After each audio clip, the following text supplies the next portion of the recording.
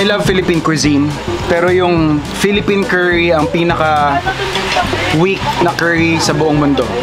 Tayo kasi nasanay tayo na bumibili tayo ng curry na gawa na. Whereas, pag sinabi mo kasing curry sa ibang lahi, talagang sila yung naglalagay nung combination ng spices. Tayo kasi store-bought lang na curry powder. Kadalasan yan, may turmeric lang yan, may cumin, may iba pang spices. Unlike yung sabihin nating totoong curry na mga nasa 20 spices yung combination yan minsan. So, yun yung pinaka main difference. Bihirang-bihira sa atin or wala actually ang talagang bumubuo ng sarili niyang spice combination para makabuo ng curry.